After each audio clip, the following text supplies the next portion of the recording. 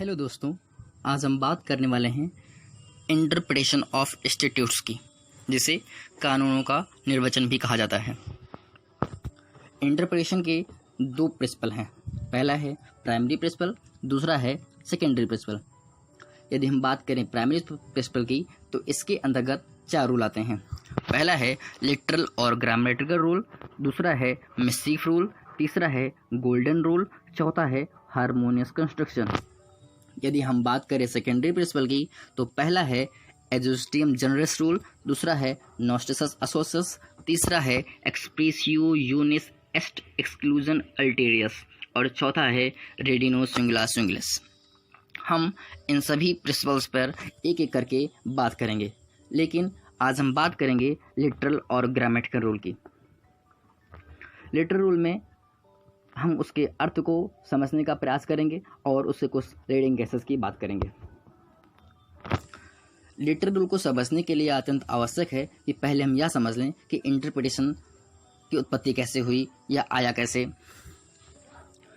Interpretation एक Latin word इंटरप्रेटारी नामक शब्द से आया था, जिसका मतलब होता है टू एक्सप्लेन और to understand. Every statute has to be interpreted by the judges the way it is meant to be understood.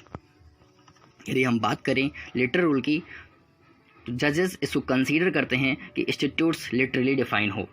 The literal rule is the first rule applied by the जजेस। Literal rule को grammatical rule भी कहा जाता है।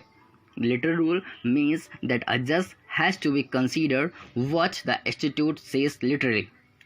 It means the plain meaning without any ambiguity. It is said that the words themselves best declare the intention of the legislature. कहा जाता है कि यदि वर्ड जो हैं क्लियर हों तो लिटरल रूल अप्लाई होगा, भले ही लेजिस्लेचर का इंटेंशन कुछ भी हो।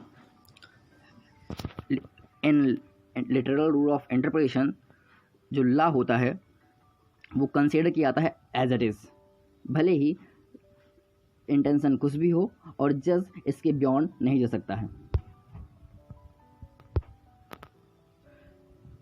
अब हम बात करेंगे कुछ लीडिंग केसेस की। पहला लीडिंग केस है मकबूल Hussain versus state of Bombay.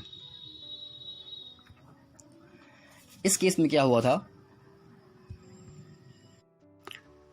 एक इंडियन सिटीजन अराइव करता है एयरपोर्ट पे और वो डिक्लेयर नहीं करता है कि उसके पास किसी प्रकार का गोल्ड है। ड्यूरिंग सर्च उसके पोसेशन में गोल्ड फाउंड किया जाता है और यह माना जाता है कि उसने गवर्नमेंट नोटिफिकेशन का वायलेशन किया है। सेक्शन 167 सब क्लॉज 8 सी कस्टम एक्ट 1878 के तहत उसके पास जितना भी गोल्ड होता है उसे कॉन्फिस्केट कर दिया जाता है और उसके ऊपर चार्ज लगाया जाता है section 8 foreign exchange regulation act के तहत। अपेलेंट प्लीड करता है कि ऐसा चार्ज आर्टिकल 20 सब क्लास 2 का वायलेशन है, या कह सकते हैं यह वैलिड नहीं है। सुप्रीम कोर्ट क्या कहता है कि sea custom authority is not a court और a judicial tribunal, so his trial under the act of 1947 was valid. दूसरा लीडिंग केस है municipal board versus state transport authority Rajasthan का। इस केस में एक बस स्टैंड की लोकेशन चेंज कर दी गई रीजनल ट्रांसपोर्ट अथॉरिटी के द्वारा, और यह प्रावधान था कि एप्लीकेशन मूव की जा सकती है under 64A of the motor vehicle act 1939 to the state transport authority against this order with 30 days from the date of the order of the regional transport authority. एक बार फिर से सुनिए, 30 दिनों के भीतर रीजनल ट्रांसपोर्ट अथॉरिटी के order देने के बाद।